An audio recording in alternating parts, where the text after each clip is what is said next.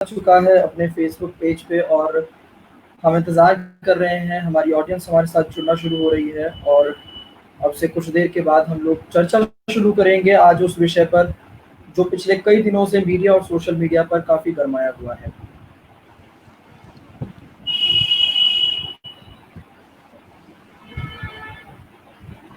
दोस्तों, देश की कानून व्यवस्था पिछले कई दिनों से अपने अलग-अलग रंग दिखा रही है। एक तरफ हमने कोरोना वायरस के खिलाफ लड़ाई में पुलिस वालों का एक डिवाइन रूप देखा, तो दूसरी तरफ कानून के उन्हीं रखवालों को किसी नेता या किसी गैंगस्टर, हम ये नहीं कह सकते कि किसके कहने पर, लेकिन किसी ना किसी के इशारे की कठपुतली बनते हुए भी देखा। तो वही सेम लोग जो एक तरफ डिवाइन रोल प्ले कर रहे हैं कोविड से लड़ने के लिए, हम देख रहे हैं लोगों को किस प्रकार से वो मदद पहुंचा रहे हैं, कहीं प्रेग्नेंट लेडीज की डिलीवरी में, कहीं किसी छोटे बच्चे के बर्थडे सेलिब्रेट करने में, कहीं किसी की जान बचाने में, तो वहीं दूसरी तरफ विकास दुबे केस के बाद एक बार खाकी फिर एक बार कटघरे में आ गई है। आज हम लोग चर्चा करने वाले हैं कि किस प्रकार से जो कानून के रखवाले हैं और किस प्रकार से देश की कानून व्यवस्था है वो दिनों दिन बदलती जा रही है। सबसे पहले मैं एक बात स्पष्ट कर दूं कि हम लोग 2 दिन के बाद इस विषय पर चर्चा करने के लिए क्यों आए हैं। दोस्तों, यूथ लुक टीआरपी का कोई भूखा चैनल नहीं है। यूथ लुक इश्यूज को रेज करने में विश्वास रखता है। यूथ लुक विश्वास रखता है इस बात में कि हम एनालाइज करें कि आखिर लोगों का थिंकिंग प्रोसेस किस डायरेक्शन में जा रहा है, हम एनालाइज करें कि किस तरफ व्यवस्थाएं जा रही हैं, क्योंकि हम समझते हैं, जैसा कि नाम है यूथ लुक, हम समझते हैं कि देश का भविष्य यूथ के हाथ में है। इस देश को आगे हम लोगों ने लेके जाना है और अगर आज कुछ खराब भी हो रहा है, कोई व्यवस्थाएं बिगड़ भी रही हैं, तो उसके जिम्मेदार भी कहीं ना कहीं हम ही लोग हैं। आज हम सवाल खड़े कर रहे हैं इस बात पर नहीं कि एनकाउंटर फर्जी था या ठीक था। देखिए, देश में हम 2 दिन से देश भर में हम ट्विटर पे भी, इंस्टाग्राम पे भी, फेसबुक पे भी, तमाम चैनल्स पे हम सर्च कर रहे हैं इस बात को कि देश में किसने आखिर समर्थन किया कि ये एनकाउंटर गलत है। अपराधी को सजा मिलना कभी भी गलत नहीं करार दिया जा सकता, ना ही राजनीतिक ओर से, ना ही मीडिया की तरफ से और ना ही किसी इंडिविजुअल की तरफ से। सवाल खड़े हो रहे हैं इस एनकाउंटर की टाइमिंग पर। सवाल खड़े हो रहे हैं कि इस एनकाउंटर के पीछे क्या कोई सोची समझी साजिश थी, किसी सच को दफन करने की, किसी बात को छुपाने की। और दोस्तों, सवाल ये है कि क्या अगर इंसाफ इमोशंस में लिया जाए तो वो सही है, और अगर उस इंसाफ को डिलीवर करने में हम कानून को एक तरफ रख दें, हम कोर्ट और जुडिशरी को एक तरफ रख दें, तो क्या ये जायज है। साहिल, मैं आपको डिस्कशन में लेना चाहूंगा। मैं आपसे ये पूछना चाहता हूं सबसे पहले कि मैं पिछले कई दिनों से यूपी को फॉलो कर रहा हूं, खासकर 3 जुलाई के बाद से, जब से ये लाइमलाइट में आया। हम देख रहे हैं कि वहां की कानून व्यवस्था को अब टिपिकली ठोक दो राज कहा जाता है, और अपने आप में जो प्रशासन है यूपी का, वो अपनी पीठ थपथपाता है ये कहकर कि जब से यूपी में ठोक दो राज आया है तब से यूपी की कानून व्यवस्था बहुत बढ़िया चल रही है, सब कुछ ठीक हो गया है। आपका क्या मानना है? आपने इस बारे में जो रिसर्च किया है, आपको क्या फाइंडिंग्स मिले हैं? मैं चाहता हूं आप शेयर करें हमारी ऑडियंस के साथ। जी रजत जी, मैं सबसे पहले तो यूथ लुक के सभी दर्शकों को नमस्कार करूंगा और यहाँ उनका स्वागत करता हूं। आपने मुझसे पूछा ठोक दो राज की, आपने बात की 2017 के बाद, जब से यूपी में मुख्यमंत्री योगी, भाजपा का शासन आया है, तो आपने ठीक कहा, वो अपनी पीठ थपथपाते हैं। एनकाउंटर स्पेशलिस्ट के नाम से वो यूपी आज के नाम जानी जाती है आज की डेट में। 2019 के जो अभी लास्ट हमारा रिपब्लिक डे गया है, तो उस पे स्वयं मुख्यमंत्री योगी जी ने ये कहते हुए पीठ थपथपाई कि अब तक 3000, आपको याद होगा बॉलीवुड की एक मूवी आई थी एनकाउंटर के ऊपर, वो बनी थी अब तक 56, तो उसी तर्ज पर योगी जी ने कहा अब तक 3000। तो उन 3000 का फायदा होता तो हमें किसी भी सूरत में नहीं नजर आ रहा। आप देखिए, एनसीआरबी की रिपोर्ट है, वो एनसीआरबी की रिपोर्ट 2017 में उन्होंने बताया कि 2017 से लेकर 2019 तक 5,178 से ज्यादा एनकाउंटर किए, जिसमें 103 लोग जिनकी जान गई और हजारों 1800 लोग उसमें इंजर्ड भी हुए। लेकिन इसका फायदा होता तो कहीं नहीं दिख रहा। एनसीआरबी की आप रिपोर्ट्स उठा लीजिए, द हिंदू की रिपोर्ट्स उठा लीजिए, आप एडिटोरियल्स उठा लीजिए, यूपी क्राइम रेट में नंबर 1 बना हुआ है आज भी। चाहे वो क्राइम अगेंस्ट वुमेन की बात हो, क्राइम अगेंस्ट चिल्ड्रन की बात हो, फिरौती की बात हो, मर्डर की बात हो। तो इन मर्डर, जब ये मर्डर बढ़ रहे हैं और रेप्स की घटनाएं बढ़ रही है, तो एनकाउंटर फायदा किस चीज को दे रहा है, किस चीज में फायदा हो रहा है? या तो इस एनकाउंटर के डर से अपराधियों के मन में एक डर की भावना पैदा होनी चाहिए कि अब एनकाउंटर हो जाएगा तो अपराध से वो पीछे हटे। लेकिन देखा जा रहा है कि पूरे भारत में जितनी एक साल में घटनाएं होती है, उसकी 10% से ज्यादा अकेली घटनाएं यूपी से होती हैं। जितने भी जघन्य अपराध है, मैं आपको एक रिपोर्ट बताता हूँ, उसमें बताया गया है कि साल 2018 में 30 लाख से अधिक मुकदमे पूरे भारत में दर्ज हुए हीनियस क्राइम्स के। उनमें से 3,10,084 मामले अकेले यूपी से थे। तो इस ठोक दो की जो पीठ थपथपाने वाली सरकार की बात है, तो फायदा तो इन एनकाउंटर्स का कुछ भी होता नहीं नजर आ रहा। तो साहिल, जिस तरीके से आपने ये डाटा हमारे सामने रखा है, हम देख रहे हैं कि आपने आपने बात की योगी राज की, बट मैं उससे पीछे भी अगर जाऊं तो यूपी तो हमेशा से ही बदनाम रहा है अपनी कानून व्यवस्था को लेके। अपने आप में एक बड़ा प्रदेश है। एक चर्चा द प्रिंट के सुभाष कपूर जी ने भी अब शुरू कर दी है कल के बाद से, वो ये कि क्या यूपी का विभाजन होना चाहिए और उस विभाजन के बाद वहां की व्यवस्था को दुरुस्त किया जाता है। हालांकि वो एक अलग चर्चा का विषय है। यूथ लुक ने आज अपने इंस्टाग्राम और फेसबुक हैंडल पर जनता की राय भी उस पर मांगी और मैं चाहता हूं हमारी ऑडियंस भी उसमें एक्टिवली पार्टिसिपेट करे।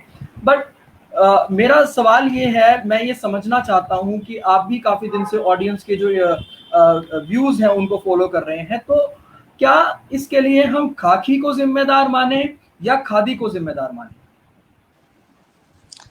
रजत, आपका बहुत बढ़िया सवाल है। मैं इस पे बात करना चाहता था, खाकी और खादी। काफी दिनों से चर्चा में विषय है खाकी दागदार या खाकी। आप देखिए, यूपी जैसे कि एक पूर्ण राज्य है, वहां पर जो पुलिस है उसका सारा काम राज्य सरकार देखती है, मुख्यमंत्री जी देखते हैं, गृह मंत्री उनके स्वयं होते हैं। तो कहीं ना कहीं खादी का इसमें रोल साफ नजर आता है। आप देखेंगे कि अब थोड़े टाइम पहले की बात ले लीजिए कि बात चल रही है योगी जी ठोकने में विश्वास रखते हैं, तो लोग कह रहे हैं इन्होंने चिन्मयानंद जैसे जो इनके भाजपा के सांसद रहे हैं, जिन पर रेप जैसे केसेस फाइल हुए, उनको आज तक क्यों नहीं ठोका, उनकी गाड़ी कब पलटेगी। यही बात कुलदीप सेंगर के मामले में आ रही है कि भाजपा के विधायक जब बलात्कार करते तो उनकी गाड़ी क्यों नहीं पलटती, और जब विकास दुबे जैसे अपराधी को लाना होता है उसको सजा मिली। ठीक है, उसने 8 लोगों का जो उसने निर्मम हत्या की थी उसको सजा का हकदार था, लेकिन कितना बेहतर होता यदि वो अधिकारी भी सामने आते जो इसमें शामिल थे। क्योंकि आपने देखा होगा जो डीएसपी मिश्रा हैं, जिनकी इस एनकाउंटर में, जो वो बिकरू कांड में उनकी मौत हो गई थी, उन्होंने एक चिट्ठी में एसएसपी को, चौबेपुर थाने के जो एसओ हैं विनय तिवारी, उनके खिलाफ एक अपनी शिकायत भी की थी कि विकास दुबे के साथ इसके संबंध है, वो इसको संरक्षण दे रहा है। तो कहीं ना कहीं ये राज सब सोल्व हो जाते हैं अगर विकास दुबे का वो यूपी आ जाता, उससे पूछताछ होती, रिमांड लेती पुलिस। तो कहीं ना कहीं मुझे लगता है खाकी को डर था कहीं वो दागदार, खादी को डर था कि वो दागदार ना हो जाए, इसलिए इस एनकाउंटर को कहीं ना कहीं ऐसा विवादित सा ठहराया जाता है। और कहीं ना कहीं हमें भी इस पर शक होता नजर आता है, क्योंकि आप देखिए विकास दुबे जैसे हजारों मोरे यूपी में, आपने बताया विकास दुबे तो 2001 में जब भाजपा की वहां सरकार थी राजनाथ सिंह की, तब भी इसने दर्जा प्राप्त मंत्री का थाने के भीतर घुसकर हत्या कर दी थी। उस केस में भी ये बाइज्जत बरी हो गया था। तो सवाल कहीं ना कहीं ये भी खड़ा होता है कि यूपी पुलिस तब इतनी दुरुस्त क्यों नहीं थी? क्या उनके पास हथियारों की कमी थी, गाड़ी की कमी थी? साहिल, ये तो इस देश की विडंबना रही है कि चाहे सरकारें किसी की भी आती जाती रही हो, सभी ने अपने मंत्रियों को, अपने नेताओं को संरक्षण दिया है। लेकिन आज जो विषय चिंता का विषय है, आज जो चर्चा का विषय होना चाहिए, वो ये होना चाहिए कि आज जब दुबे के इस एनकाउंटर पर, जिसको ज्यादातर लोग और जहां तक हम लोग समझ पा रहे हैं, इसको फर्जी एनकाउंटर कहना गलत नहीं होगा, लेकिन आज भी समाज दो हिस्सों में विभाजित है। एक हिस्सा कह रहा है कि इसका एनकाउंटर करना बिल्कुल ठीक था, एक हिस्सा कह रहा है कि पूछताछ के लिए उसको अभी रखा जाना चाहिए था। और ये भी बात उठ रही है कि अगर आपको यही इल्जाम लगा करके उसको ठोकना था कि वो भाग रहा था कस्टडी से, तो ये तो बाद में भी किया जा सकता था। हर अपराधी का कोर्ट तक ट्रांजिट लगातार कई सालों तक जारी रहता है। तो कहने का मतलब ये है कि जो सोच, जो विचारधारा इस देश में दो हिस्सों में बट रही है, एक इमोशनल जस्टिस की और एक लीगल जस्टिस की, ये दो विचारधाराएं जिसमें इस देश का विभाजन हो रहा है, ये अपने आप में एक चिंता का विषय है। मैं तो यहां तक भी कहता हूं कि आज अगर हम ये बात कर रहे हैं कि 8 पुलिसकर्मियों की हत्या करने वाले अपराधी को मारने पर सवाल खड़े ना हो, तो हमें इस बात का भी ध्यान रखना चाहिए कि उन 8 पुलिसकर्मियों को सच्ची श्रद्धांजलि तब होती जब वो दलाल भी पकड़े जाते जिनकी दलाली से उस दिन विकास दुबे में इतनी हिम्मत आई कि उसने अपने घर में कई 30-40 लोगों की फोर्स इकट्ठी कर ली और उसके बाद में कानून के रखवालों को अपने घर के अंदर ही मार डाला। तो इंसाफ की अगर हम बात करें और अगर इमोशनल जस्टिस की भी अगर हम बात कर रहे हैं, तो हमें यह बात नहीं भूलनी चाहिए कि इमोशनल जस्टिस भी तब होता जब आप उन पुलिसकर्मियों को इंसाफ दिलाते। लेकिन लोग आज खुश हैं, लोग बोल रहे हैं कि उसका जो एरिया है चौबेपुर है और वहां पर लोग उससे परेशान थे, उससे निजात मिल जाना। लेकिन आप समझने की जरूरत यह है, आज आप एसआईटी को बुला रहे हैं, आप चाहे सीबीआई बुला लें, आप चाहे कोई भी जांच करा लें, लेकिन जिसके खिलाफ आप जांच कर रहे हैं, ईडी जिसकी प्रॉपर्टी की जांच कर लेगी, उसका भ्रष्टाचार अगर निकल भी जाएगा, उसका अगर आप उसका कोई करप्ट रिकॉर्ड निकाल भी लेंगे, तो आप सजा किसको देंगे और गुनहगार आप किसको बनाएंगे? बिल्कुल बिल्कुल बिल्कुल, मैं आपकी बात से सहमत हूँ। मैं आपको यही बात बताना चाहता हूँ। सबसे पहले मैं बात करूंगा सोशल मीडिया की, जो आज हमारी लाइफ में एक बहुत बड़ा रोल जो है प्ले करता है। सोशल मीडिया पे आपने देखा होगा, जैसे ही उसकी गिरफ्तारी हुई और गिरफ्तार होने से उसके एनकाउंटर होने तक तरह तरह के आपने भी देखा होगा, मैं भी देख रहा था, लगातार पोस्ट आ रही थी। कोई उसको हिंदू शेर बता रहा था, कोई उसको ब्राह्मण सम्राट बता रहा था, कोई उसको दरिंदा बता रहा था, कोई उसको आतंकवादी बता रहा था। लोगों ने न्यायपालिका से विश्वास उठा के उन्होंने खुद फैसला कर दिया था। सोशल मीडिया पर उन्होंने उसको सजा दे दी थी, उसको फांसी दे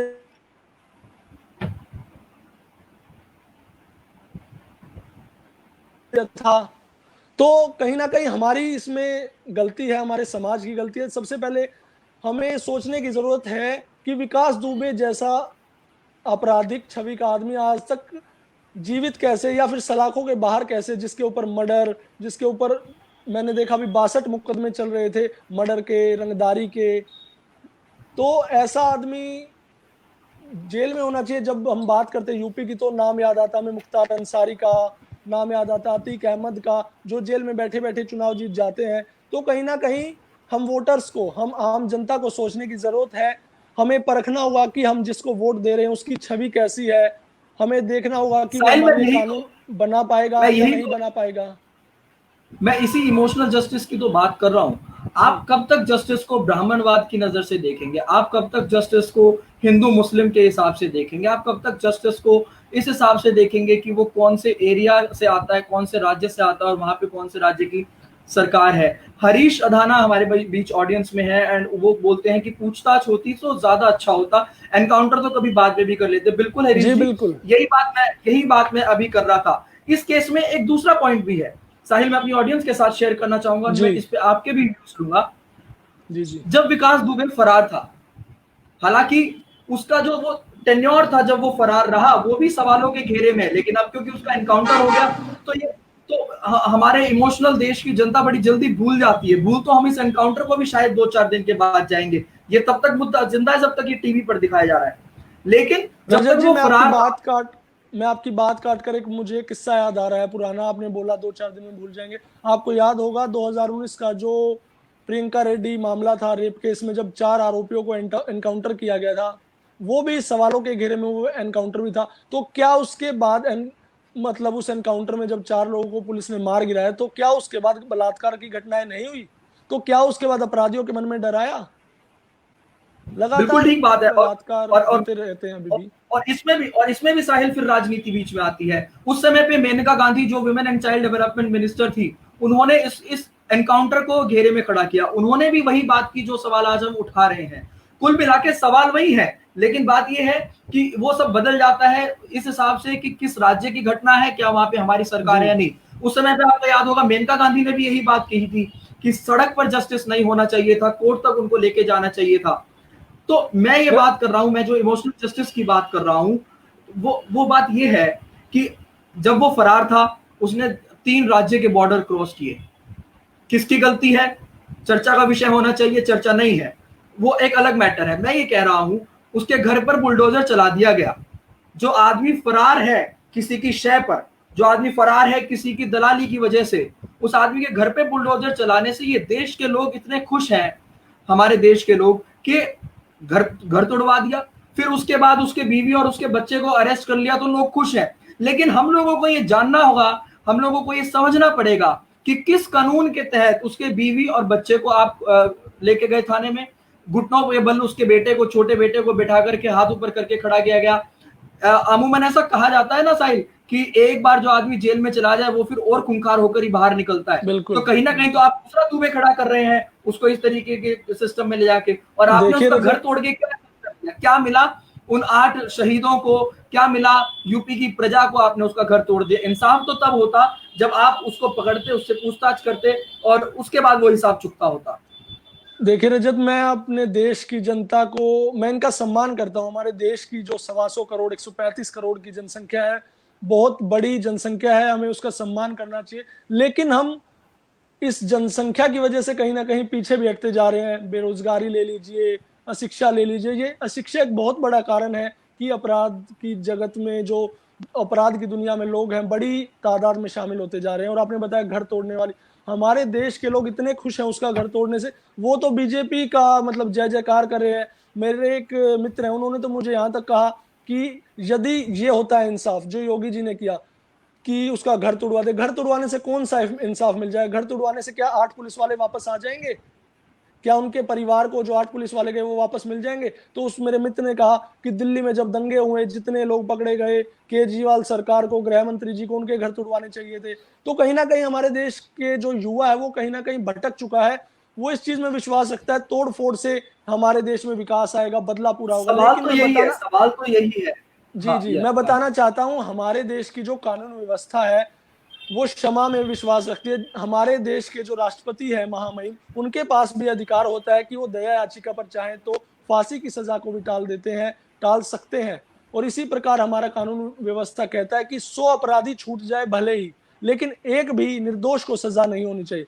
तो कहीं ना कहीं मुझे लगता है जो 5,000 इस विषय में खैर मैं निजी रूप से आपसे सहमत नहीं हूं। देखिए, क्षमा याचना जो है वो किसी इंसान के लिए होनी चाहिए, और ऐसे हीनियस क्राइम्स जहां पर लोगों की जान ले ली जाती है, मर्डर कर दिया जाता है, बेगुनाहों को मारा जाता है, मैं पर्सनली एग्री नहीं करता इस विषय से। देखिए आपकी बात से मैं बिल्कुल सहमत हूं। मैं डिबेट है, लेकिन जो आज हमारी डिबेट है वो डिबेट ये है, वो डिस्कशन ये है। नहीं चाहिए था या विकास दुबे को माफी दे देनी चाहिए। मैं कहता हूं कि इस देश में जब कानून व्यवस्था नाम की चीज है तो क्यों सड़क पर ही न्यायपालिका बना दी जाती है? यदि ऐसा ही चाहिए, ऐसा ही होगा कि पुलिस बिना किसी जांच के, बिना किसी रिपोर्ट के ऐसे ही लोगों को मारती रहेगी, तो न्यायपालिका की जरूरत किस लिए है हमारे देश में, जो हम इतना करोड़ों रुपया। सवाल यही है कि अगर सड़क पर इंसाफ होगा तो फिर अदालतों की जरूरत क्या है? और जी, सवाल ये, और ऐसे में एक विषय और उठता है कि क्या पुलिस वालों को सचमुच कानून की इतनी नॉलेज है? आप समझिए, अगर पुलिस वाले ही कॉन्स्टिट्यूशन की इतनी जानकारी रखते तो देश को लॉयर्स की क्या जरूरत पड़ती, देश को जजेस की क्या जरूरत पड़ती? और अगर इंसाफ करना नेताओं के हाथ में आ जाएगा तो फिर वो पार्शियल इंसाफ होगा, फिर तो जस्टिस ना डिले होगा, जस्टिस हमेशा डिनाइड ही होगा। तो मैं ये मानता हूं कि इस एनकाउंटर के बाद में, और आज का लाइव ये सेशन करने की जरूरत हमें क्यों पड़ी? क्योंकि हम इस विषय पर ऑलरेडी अपने पर्सनल नेटवर्क्स पर लोगों के साथ डिस्कशंस में तो पिछले 3 दिन से हैं। जरूरत यह है कि लोग इस चीज को समझें कि सिस्टम को किस चेंज की तरफ लेकर के जाया जा रहा है, और क्या ये हो रहा है तो ये देश हित में है या देश हित में नहीं है। क्योंकि आप समझिए, आज आपने एक गुनहगार को मारा है तो हम इमोशनली उस चीज को एग्री करते हैं कि ठीक है, आपने उसको मार गिराया, हम 1% मान लेते हैं, हम संतोष रखते हैं कि आपने मारा। लेकिन अगर यही न्याय व्यवस्था इस देश की बन जाएगी तो कई बेगुनाहों का भी आने वाले समय में नंबर लग सकता है, जो कि फिर अपने आप में दुर्भाग्यपूर्ण होगा, जो कि गलत होगा। साहिल, आपकी वीडियो में आई थिंक कोई प्रॉब्लम है, आप प्लीज उसको चेक कीजिए। विनोद मुदगल जी हमारी ऑडियंस में है, कहते हैं मौलाना साहब जैसे लोगों को क्यों नहीं ढूंढते और क्यों नहीं ठोकते?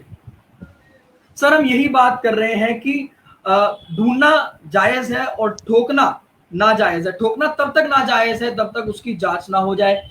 आप कोर्ट में सुनवाई कीजिए। मौलाना साद के विषय में चार्जशीट दायर हो चुकी है, सुनवाई होनी चाहिए, और मैं समझता हूं कि उनको पकड़कर जो भी सजा उन पर बनती है, 144 की अवहेलना की या जो भी, वो उस पर कार्रवाई होनी चाहिए। हरीश अदाना जी कहते हैं कि विकास दुबे की घरवाली दूसरी फूलन देवी बनकर देश को मिलेगी, जैसा वो बयान दे रही है।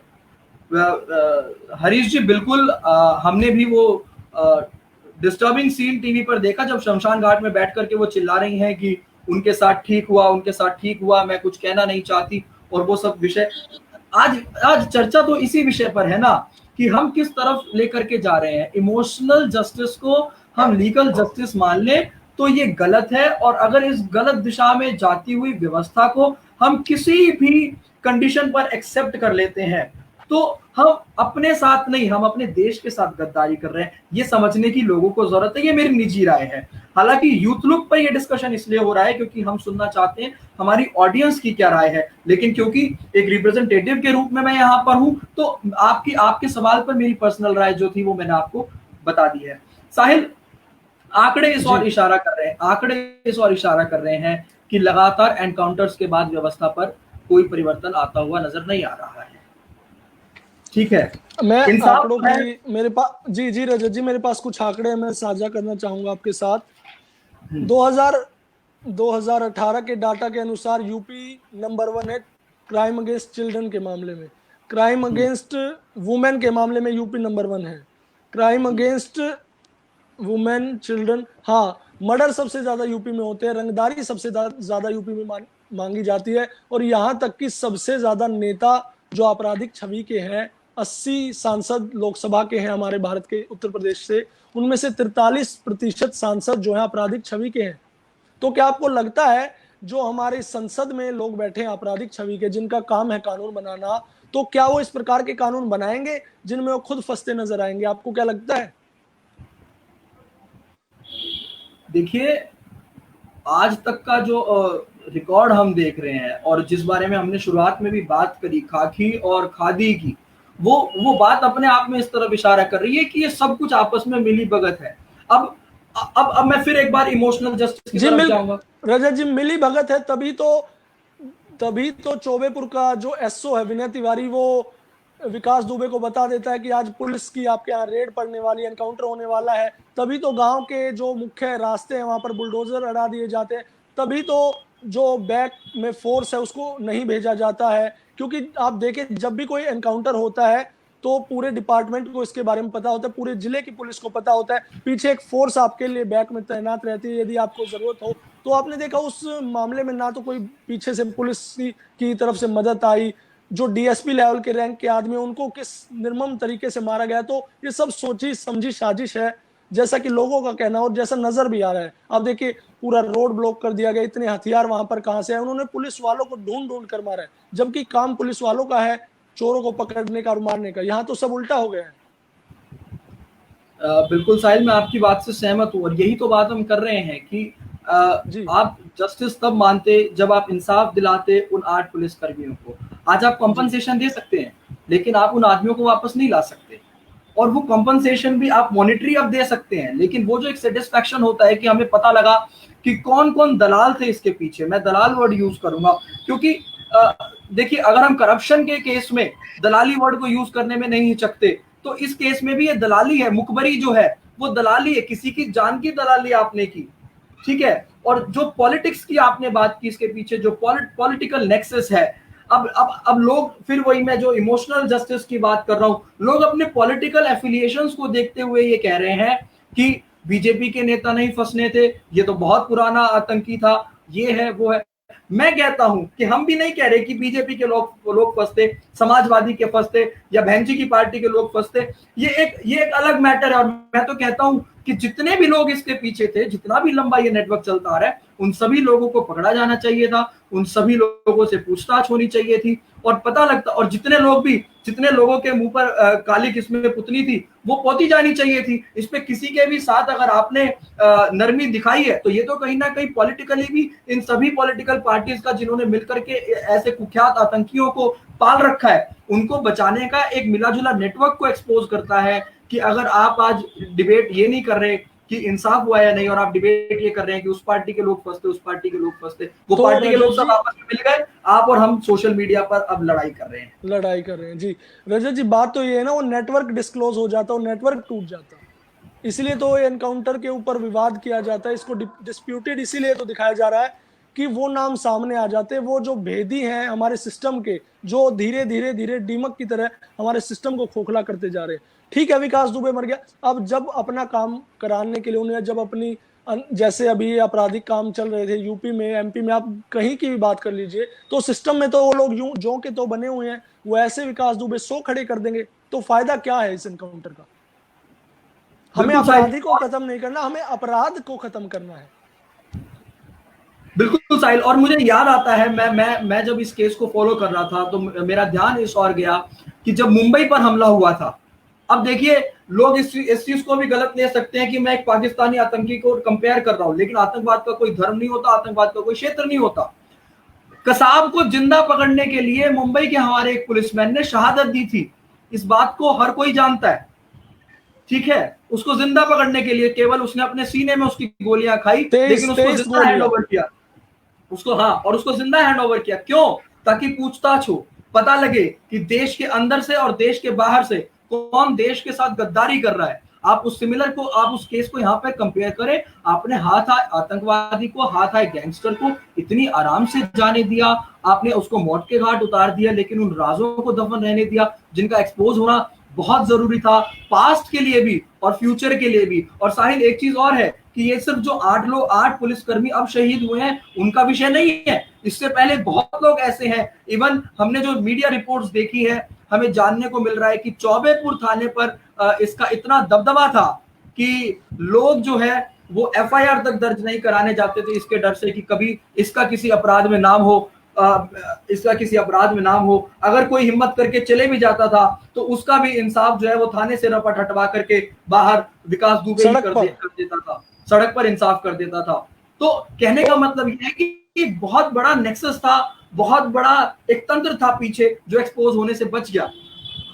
और एक बात और, तंत्र का अंदाजा तो हम इसी चीज से लगा सकते हैं, जब 2000 में जब राजनाथ सिंह की सरकार में दर्जा प्राप्त मंत्री को थाने के भीतर घुसकर मार सकता है, जहां 22 दरोगा और 10 सिपाही वहां पर मौजूद थे और कोई भी इसके खिलाफ गवाही नहीं देता, तो इसकी दबंगाई, इसके दबदबे का पता तो इसी चीज से चलता है कि थाने के भीतर किसी की हत्या कर देता है, एक दर्जा प्राप्त मंत्री की हत्या कर देता है और उसके खिलाफ कोई कार्रवाई नहीं होती, ये कोर्ट से बाइज्जत बरी कराता है। साहिल, पिछली सरकारों की अगर हम बात करेंगे तो मैं तो उस ट्वीट का भी जिक्र करना चाहूंगा जिस ट्वीट में कहा गया कि अच्छा हुआ गाड़ी पलट गई, नहीं तो सरकार पलट जाती। और काफी ये ट्वीट वायरल रहा परसों के दिन भी, कल के दिन भी। लेकिन आप एक चीज को समझिए, कोई सरकार पलटने वाली नहीं थी, कोई सरकार पलटने वाली नहीं थी। वही बात जो आपने अभी थोड़ी देर पहले, हमारे देश में तो सरकारें बनती रहती है, गिरती नहीं। हमारे देश में तो बनने का दौर है, आप जैसा कि आपको पता है, सरकार बनती रहती है, गिरने का तो सवाल ही नहीं उठता। वो बात आपकी ठीक है, मेरे कहने का मतलब ये कि कोई सरकार पलटने वाली नहीं है। जिस देश के अंदर इतने दागदार छवि के लोग, हीनियस क्राइम में रेप के मर्डर के चार्जेस वाले लोग, बम ब्लास्ट के चार्जेस वाले लोग बड़े बड़े मंत्री और सांसदों के पद पर विराजमान है, सुशोभित है, सुसज्जित है, और लोगों द्वारा उनको न जाने कितनी बड़ी बड़ी उपाधियां दे दी जाती है, ऐसे देश में आप कैसे उम्मीद कर सकते हैं कि गाड़ी नहीं पलटती तो सरकार पलट जाती? लेकिन हाँ, पलट सकता था तो एक सिस्टम पलट सकता था जिसको पलटने से रोक दिया गया। वो सिस्टम ये होता कि ये जो दबंगई है, इसके पीछे किस तरीके की दलाली चलती है, किस तरीके के लोग इसको सपोर्ट करते हैं, वो पता लग सकता था, जिसको कि अब उन संभावनाओं को विराम दे दिया गया। अब आप करते रहिए, उसकी प्रॉपर्टी की जांच कर लीजिए, एसआईटी से आप ये पूछ लीजिए जी कितने साल से कितने लोगों को उसने परेशान किया, लेकिन उसकी सजा आप किसको देंगे? देखिए, सिस्टम जिम्मेदार है, नेता जिम्मेदार है, अधिकारी जिम्मेदार है, पुलिस जिम्मेदार है, जो भी लोग कह रहे हैं ठीक है, लेकिन मैं आपका ध्यान एक बार आंकड़ों की तरफ ले जाना चाहूंगा। 2009 के लोकसभा चुनाव में हमारी संसद के उच्च सदन में और निम्न में, लोकसभा और राज्यसभा में 23% जो सांसद थे वो आपराधिक छवि के थे। 2014 की लोकसभा में 30% सांसद जो थे आपराधिक छवि के थे। 2019 के जो लोकसभा भी हाल ही में 17वीं लोकसभा बनी है, जब हमारी डिजिटल इंडिया और हम पढ़ाई, बेटी बचाओ बेटी पढ़ाओ की बात करते हैं, तब 43%, 43%, लगभग आधे सांसद आपराधिक छवि के हैं। तो कहीं ना कहीं मुझे लगता है नेता पुलिस तो बाद में इन चीजों के लिए जिम्मेदार है, हमारे देश की जो आम जनता है, जो भोली भाली जनता है, जो जेल में बैठे बैठे चुनाव जितवा देती है, इनको संसद जैसे न्याय के मंदिर में पहुंचा देती है, विराजमान करा देती है, कहीं ना कहीं वो इसके लिए जिम्मेदार है। हमें आपको, हमें सबको इसके लिए एक इनिशिएटिव लेना पड़ेगा। हमें देखना पड़ेगा कि हम वोट किसको दे रहे हैं, क्या वो हमारे काम आएगा, क्या वो हमारे बच्चों के स्वास्थ्य के लिए बात करेगा, शिक्षा के लिए बात करेगा, या फिर अपने जैसे अपराधी बनाने के लिए आगे कानून बनाएगा, उनको संरक्षण देगा। साहिल, यही तो बात है, यही तो जागरूकता की बात मैं कर रहा हूँ।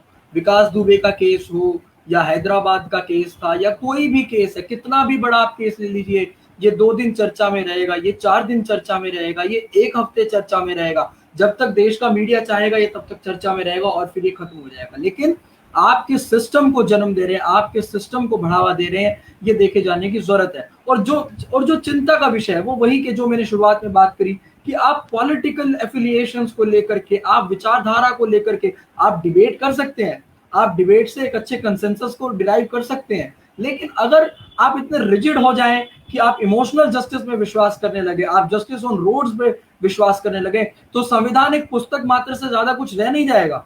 और यही बात है जो मैं आज जो स्पेशल हमने इस डिस्कशन में लेना चाहिए, वो ये कि आज अगर आप सवाल खड़े करते हैं सरकार के खिलाफ, आज अगर आप सवाल खड़े करते हैं सिस्टम के खिलाफ, आप देखिए ना, वेब सीरीज में जब पुलिस के बड़े अधिकारियों को एक्सपोज किया जाता है या ऐसी कहानी दिखाई जाती है जहां वो भ्रष्ट हैं, तो वो वेब सीरीज हमारे देश में हिट हो जाती है, इंटरनेशनली हिट हो जाती है।